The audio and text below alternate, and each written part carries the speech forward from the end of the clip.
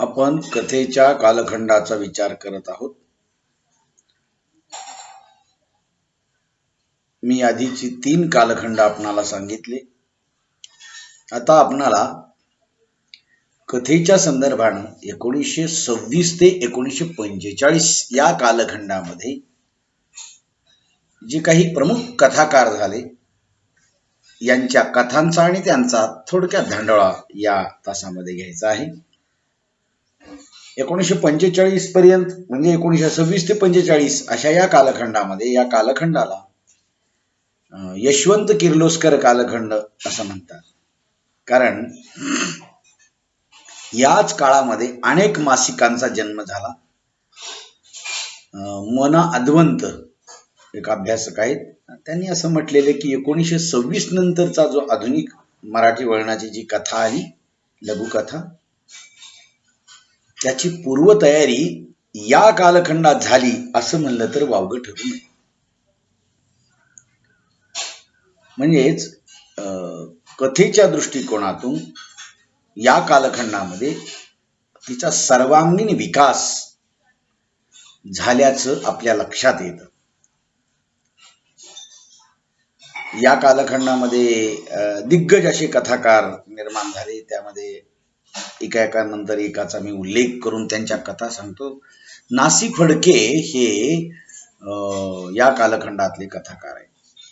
त्यांनी जवळपास 20 कथासंग्रह प्रकाशित केले. प्राध्यापक फडके यांच्या गोष्टी भाग 1, सोबत 52 कशी असे त्यांनी नावाचे कथासंग्रह लिहिले. याच्यामध्ये त्यांच्या ज्या काही कथा आहेत त्या कथांमधून त्यांनी सामाजिक समस्या मांडण्याचा प्रयत्न केलेला आहे.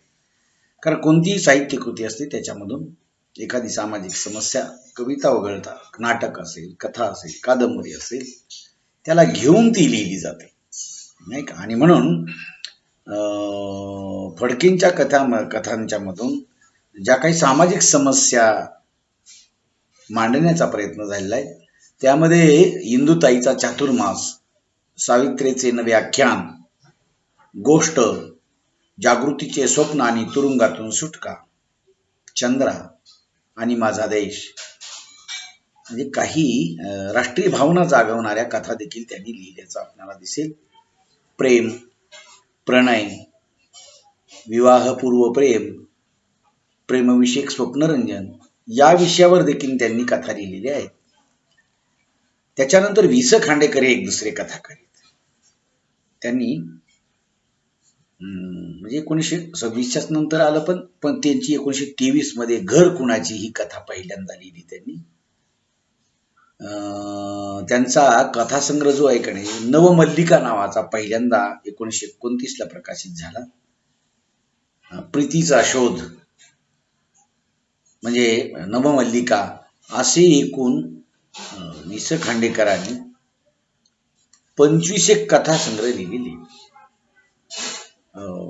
मुले, प्रेम, फाटका शर्ट, देवदूत, गारवारा ह्या त्यांनी लिहिलेल्या ज्या कथा आहेत ना, ते अशा दृष्टीनं परिणामकारक आहेत असं म्हणतात. फुले आणि दगड, नवा प्रातकाळ, दरी आणि डोंगर, समाधीवरची फुले, न दिसणारा पाऊस, ह्या ज्या कथा आहेत त्या कथामधून जीवनाविषयीच्या समस्या वि. स. खांडेकरांनी मांडलेल्या आहेत.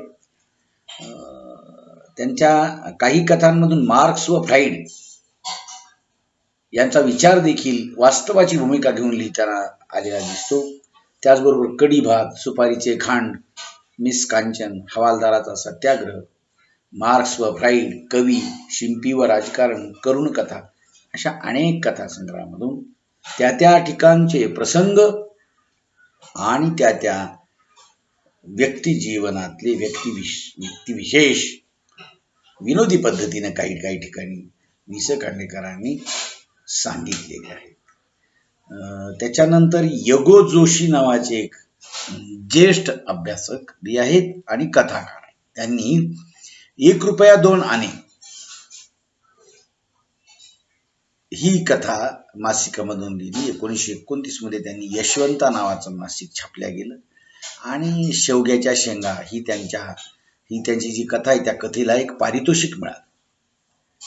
म्हणजे त्यांनी पुनर्भेट भाग 1 ते 7 हा एक महत्वाचा कथा संग्रह त्यांनी लिहिला. यगो जोशींनी मध्यमवर्गीय जीवनातील अनेक कुटुंबाचं भावचित्रण आपल्या कथेमध्ये केलेलं आहे. बहीण भाऊ असेल, आई मुले असतील, दीर भाऊजे असतील, यांच्यातील कुटुंबाचं एक ते चित्रण आहे ना, ते चित्रण त्यांनी या कथांमधून केलेलं आहे. शेवग्याच्या शेंगा नावाची कथा असेल, कोथिंबिरीच्या वड्या आहे, सुपारी, ह्या कथासंग्राम या कथांमधून त्यांनी बहीण भाऊ, दीर भाऊजे यांच्या संबंधाचं अतिशय नाजूक असं चित्रण, हृदयस्पर्शी असं चित्रण यगो जोशी यांनी केलेलं आपल्याला दिसेल. लघुकथेच्या तंत्राचा त्यांनी स्वीकार केलेला नाही यगो जोशी यांनी, तर त्यांना वाटतं त्या पद्धतीने त्यांनी कथा लिहिल्या.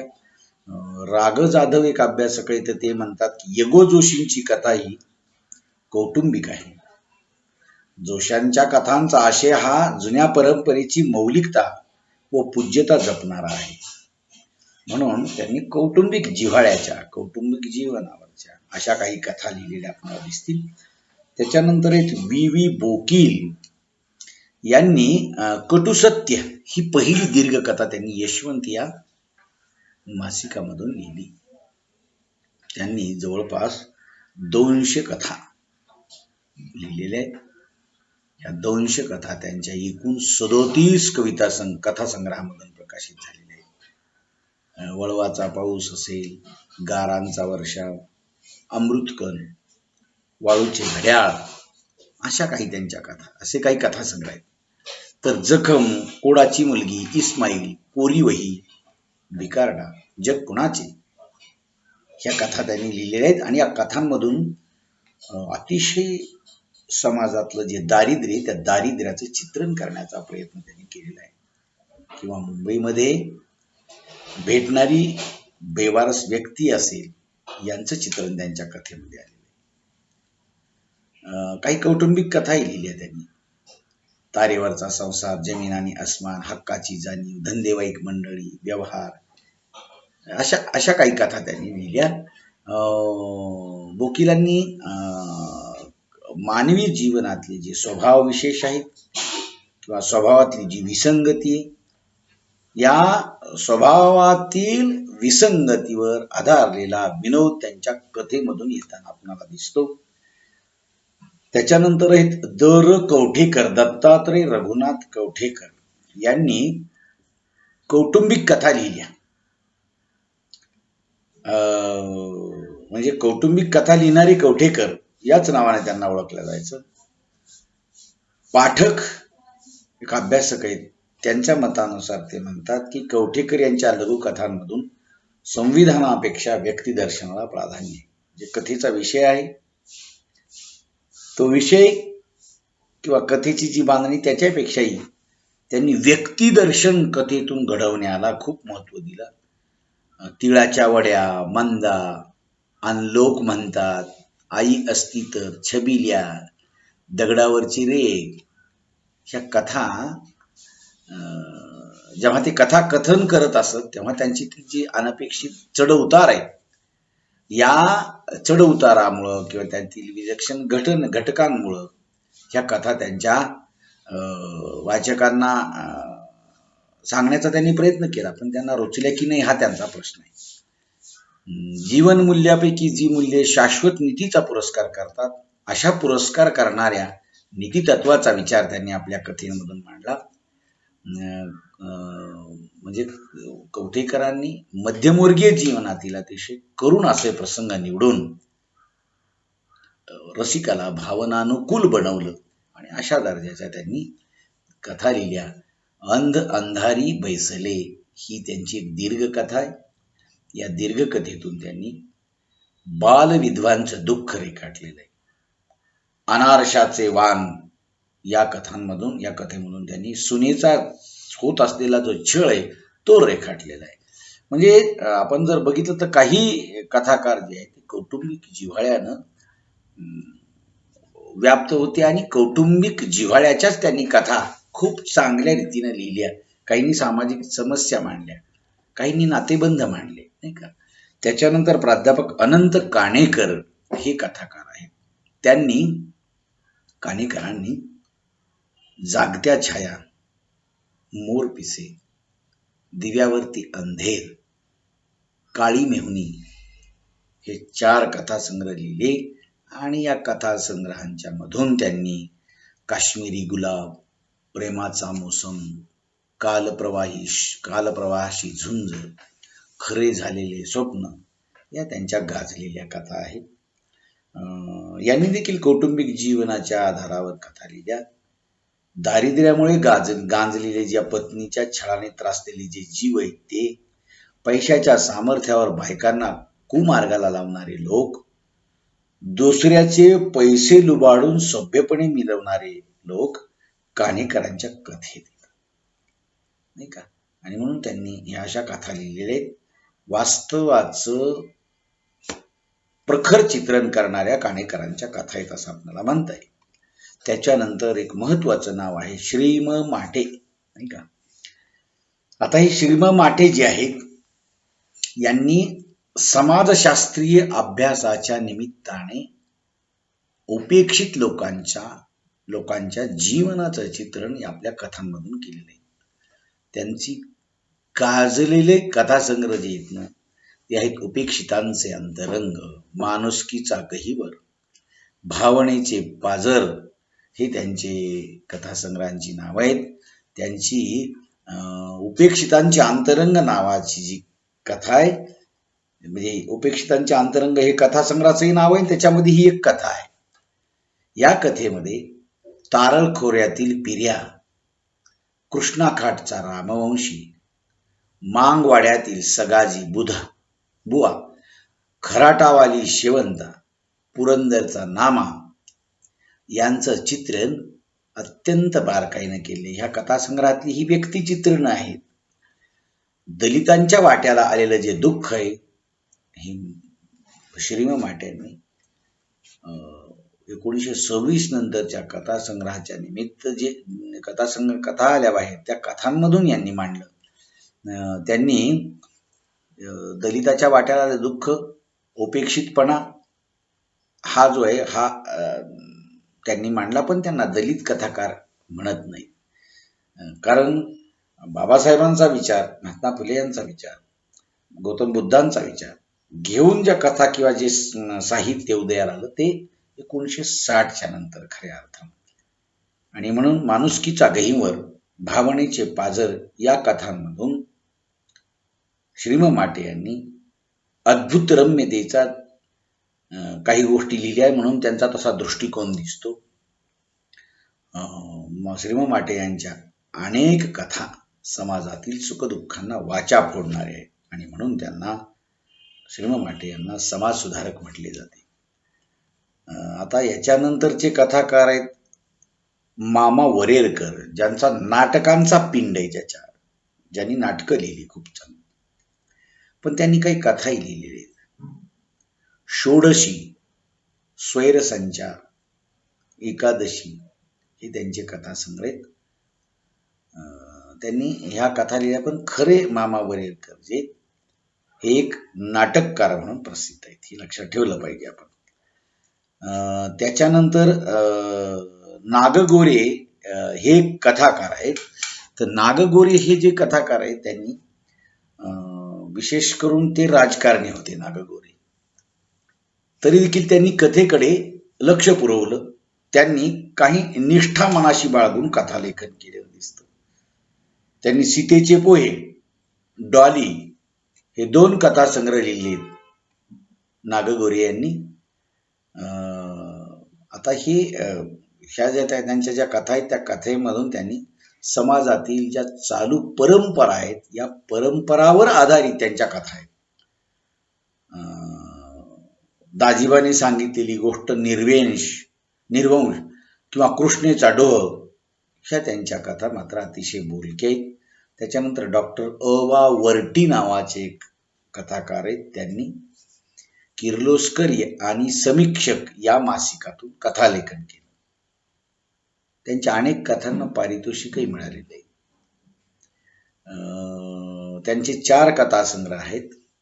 एक मुमताज, दुसरा दंतकथा, तिसरा टाळटप्पू वांगीमडून असं, आणि सलूचा सर्वंट. नावं थोडीशी वेगळीत, 2 नावं. त्यांनी मनाला हेलावून सोडणाऱ्या कथा या कथासंग्रहामध्ये लिहिल्या. त्यांच्या 1, 2, 3 कथा सर्वोत्कृष्ट कथा आहेत, त्या भावनाप्रधान आहेत. त्यामध्ये मुमताज, टॉमी, 6 मास्तर 1 मास्तरीन अशा त्यांच्या कथा आहेत. आणि त्यांच्या काही कथांमधून विनोद देखील येताना दिसतो, म्हणून विनोदी लेखक म्हणून देखील ते सर्वदूर परिचित आहेत. त्याच्यानंतर खंसा दौंडकर नावाचे एक कथाकार आहेत. त्यांनी मोत्याची कुंडी हा एक कथासंग्रह लिहिला. तो 1934ला प्रकाशित झाला. म्हणजे हे जे दौंडकर आहेत यांनी तंत्राची जाणीव ठेवून आकर्षक आणि अभ्यासपूर्ण मांडणी केली असं म्हणतात. त्यांनी मोत्याची कुंडी, कुत्र्याचा पट्टा यासारख्या कथांमधून भावोत्कटता मांडलेली आहे. त्यांच्या कथा ह्या अतिशय उत्कट आणि वैशिष्ट्यपूर्ण आहेत. कथानकातील घटनांच्या उभारणीवर भर देऊन वाचकांचे मनोरंजन करण्याचं सामर्थ्य त्यांच्या कथेमध्ये आहे. त्याच्यानंतर मांजरेकर एक आहेत, याच कालखंडामध्ये मांजरेकर. तर हे जे मांजरेकर आहेत यांनी वृषभप्रभा हा कथासंग्रह लिहिला. हा अतिशय उत्कृष्ट त्यांचा कथासंग्रह आहे. मानवी स्वभावातील विरोध, विसंगती शोधण्याची जाणीव मांजरेकरांच्या कथेला आहे असं म्हणतात. त्यांच्या कथेचं सौंदर्य अतिशय आहे, चांगलं आहे. चित्तेचे चुंबन, निसर्ग, वादळ, नवे कुत्रे, हाशम, हृदयाची तेढ ह्या त्यांच्या सर्वोत्कृष्ट कथा आहेत. मानवी मनाचा वेध घेणाऱ्या प्रचंड ताकदीच्या कथा आहेत असं आपणाला मांजरेकरांच्या कथेच्या संदर्भात म्हणता येईल. त्याच्यानंतर कुमार रघुवीर किंवा सामंत असं त्यांचं नाव आहे उर्फ. यांनी वाळूची पावले आणि तांडा हे 2 कथासंग्रह लिहिले. समाजातल्या मागासलेल्या लोकांसाठीच्या ज्या कथा आहेत त्यांनी लिहिलेल्या. हृदय मसालेवाईक माणसे त्यांनी एक कथा लिहिली, हृदय मसालेवाईक माणसे. यामधून सर्वसामान्य कामगारांचं आणि खालच्या स्तरातल्या दलित लोकांचं चित्रण त्यांनी या कथांमधून केलेलं आहे. साहित्याच्या कोणत्याही वादापासून त्यांची कथा अलिप्त आहे असं म्हणतात, कारण साहित्यामध्ये, कलेमध्ये जीवनवाद आणि कलावाद अशा 2 एक प्रवाह आहे. त्यांनी केवळ मानवी जीवनातील लहान मोठ्या घटनावर, व्यक्तीवर तळमळीनं आपल्या कथा लिहिलेल्या आहेत. त्याच्यानंतर एक चोरघडे आहेत. आता हे जे चोरघडे आहेत, वामनराव चोरघडे हे कुसुमावती देशपांडे यांच्या समकालीन आहेत. यांनी देखील कथालेखन केलेलं आहे. चोरघडे यांनी मानवी भावभावना यांना आपल्या कथेमध्ये प्राधान्य दिलेलं आहे. त्यांचे सुषमा, हवन, प्रस्थान, यौवन, पाथेर, संस्कार, प्रदलीप नागवेल, मजल, वेला अशा नावाचे काही कथासंग्रह आहेत. त्यांच्या कथामधून स्वतःच्या जीवनाविषयीचं, त्या पात्रांच्या स्वतःच्या जीवनाविषयीचं भाष्य त्यांच्या कथेमध्ये येतं. चोरघडे म्हणजे वामनराव चोरघडे यांच्या कथा वाचल्यानंतर त्यांच्या काही जवळच्या लोकांच्या अशा प्रतिक्रिया आहेत, म्हणतात की चोरघड्यांच्या कित्येक कथा वाचताना त्यांच्या चरित्राचा आठव होतो. बघा, त्यांचं चरित्रच दिसायला लागतं. हे काही खोटं नाही असं म्हणतात. त्यांच्या ज्या काही कथा आहेत त्या कथांमधून आत्मचरित्रावरच आधारित अनेक घटना प्रसंग आलेले आपल्याला दिसतात. म्हणून त्यांचे व्यक्तिमत्व बऱ्याच प्रमाणात त्यांच्या कथेमधून दिसते. वामनराव चोरगड यांनी सामाजिक जाणीवेचं चित्रण करणाऱ्या देखील काही कथा लिहिल्या. त्याच्यामध्ये त्यांची तिची जन्मठेप, मागासवर्गीय, आदिवासी अशा काही चित्रण करणाऱ्या कथाही त्यांनी लिहिल्या. त्यांच्या कथांमधून सामाजिक जाणीव आहे. कथानुभवाची विविधता कथांमधून जाणवते. स्त्रीविषयीचा आदरभाव त्यांच्या कथेमध्ये, राजकारणाविषयी त्यांनी कथा लिहिली. महायात्रा, त्याग वगैरे, गोरी बायको, रीतभात, अग्निदेवी ह्या कथा. चोरगड्यांच्या कथेतील पात्र जी ती अतिशय सहनशील आहेत असं म्हणतात, स्वाभिमानी आहेत, अशा प्रकारच्या त्यांनी कथा लिहिल्या. तर 1926 ते 1945 या कालखंडातला हा जो इतिहास आहे तो आपण इथं मांडला. याचा पुढचा जो कथा भाग आहे किंवा कथेची जी वाटचाल आहे त्याचा धांडोळा मी तुम्हाला याच्या पुढच्या तासात आपण घेऊया. म्हणून आपण आता इथं थांबूया. ठीक आहे.